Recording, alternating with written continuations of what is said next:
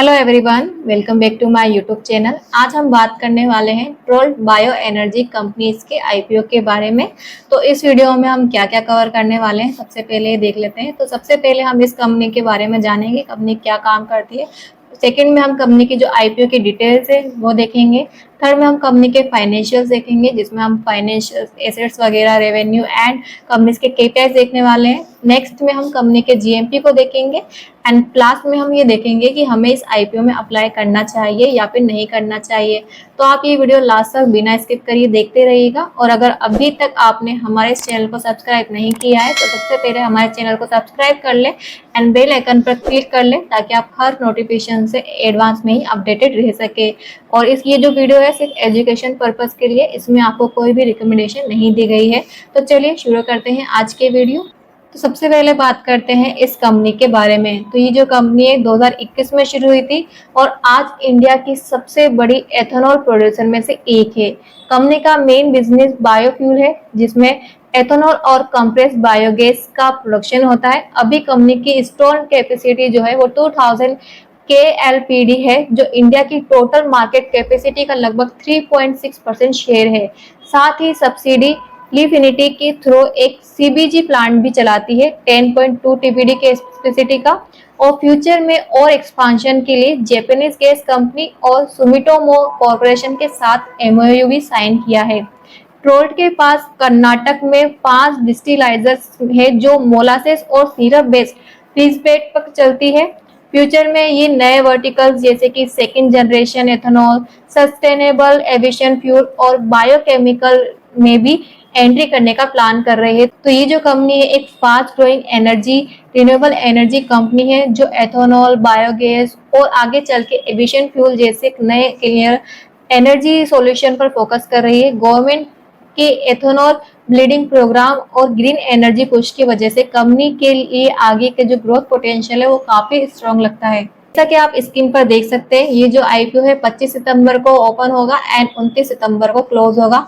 इसकी जो लिस्टिंग होगी वो 3 अक्टूबर 2025 को होगी। एंड इस आईपीओ का जो इश्यू प्राइस बैंड रखा है कंपनी ने, वो रखा है 470 टू 496 रुपीज पर शेयर का। एक लोट में 30 शेयर होने वाले हैं। इस आईपीओ का जो टोटल इश्यू साइज है वो है 839.28 करोड़ का, जिसमें से फ्रेश इश्यू है 750 करोड़ का एंड ऑफर फॉर सेल है 89.28 करोड़ का। ऑफर फॉर सेल जनरली एक नेगेटिव पॉइंट होता है। इसका मतलब होता है कि कंपनी का जो मालिक है वो अपनी हिस्सेदारी बेच रहा है, पर यहाँ पे जो रेशियो है ऑफर फॉर सेल का वो फ्रेश इश्यू से काफी कम है। तो हम एक तरह से इस पॉइंट को नेग्लेक्ट कर सकते हैं। इस आईपीओ का जो मिनिमम इन्वेस्टमेंट अमाउंट है वो है 14,880 का। और प्रमोटर्स होल्डिंग की बात करें तो पोस्ट आईपीओ जो कंपनी के प्रमोटर्स की होल्डिंग रह जाएगी वो रह जाएगी 70% के आसपास, जो काफी अच्छी है। अगर देखें तो ना तो ज्यादा लेस ना ही ज्यादा हाई है। अब बात करते हैं इस कंपनी के फाइनेंशियल परफॉर्मेंस की। तो सबसे पहले अगर हम कंपनी के फाइनेंशियल परफॉर्मेंस में हमारे पास जो डाटा है, जैसा कि आप स्क्रीन पर देख सकते हैं, 2 साल का डाटा है 2024 एंड 2025 का।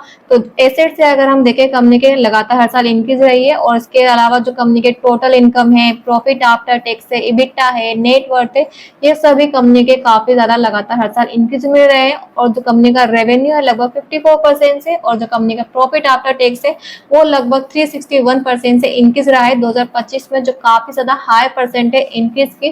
तो 2025 में जो कंपनी के रेवेन्यू, प्रॉफिट और इबिटा के रिगार्डिंग जो मार्जिन रहा है काफी ज्यादा हाई परसेंट में रहा है, जो हमारे कंपनी के रिगार्डिंग एक अच्छी परफॉर्मेंस को शो करता है। इसके अलावा जो कंपनी का टोटल बोरिंग्स है वो भी कंपनी की 2025 में डिक्रीज हुई है।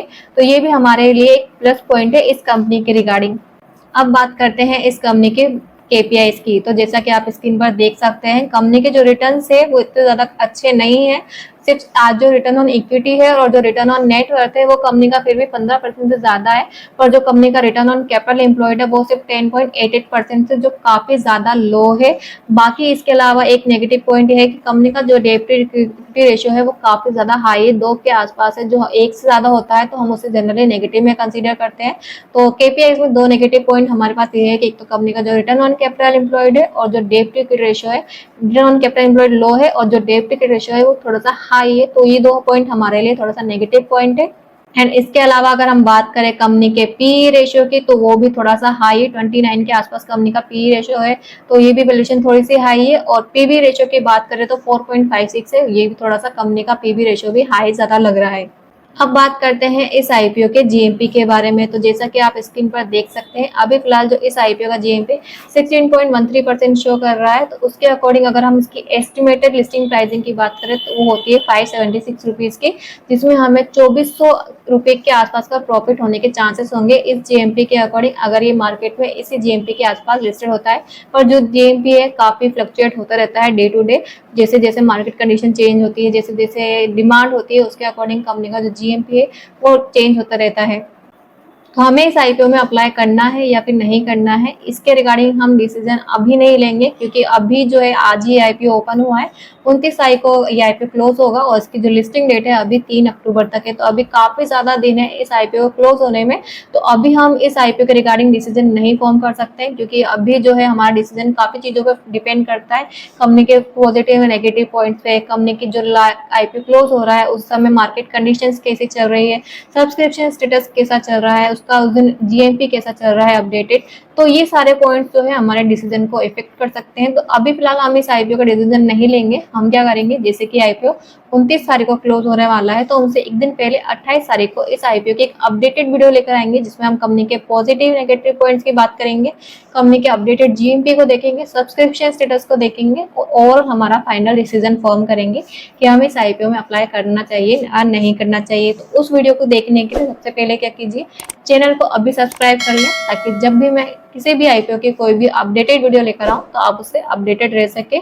तो इस आईपीओ के रिगार्डिंग जो हम फाइनल डिसीजन है 28 तारीख को लेंगे। पर तब तक आप लोगों को क्या लगता है, इस कंपनी की फाइनेंशियल परफॉर्मेंस को देखें, कंपनी की परफॉर्मेंस को देखें कि इस आईपीओ में अप्लाई करना चाहिए या फिर नहीं करना चाहिए। आप अपने ओपिनियंस कमेंट सेक्शन में करके जरूर बताएं, ताकि इससे लोगों को भी हेल्प मिल सके। बाकी जो हमारा फाइनल डिसीजन है हम 28 तारीख को लेकर आएंगे ही सही। तो आज की वीडियो तो मैं यहीं पे समाप्त करती हूँ। आई होप आपको ये वीडियो अच्छी लगी होगी। अगर अच्छी लगी है तो हमारे चैनल को लाइक, सब्सक्राइब एंड कमेंट करना मत भूलिएगा। And thank you so much for watching my video.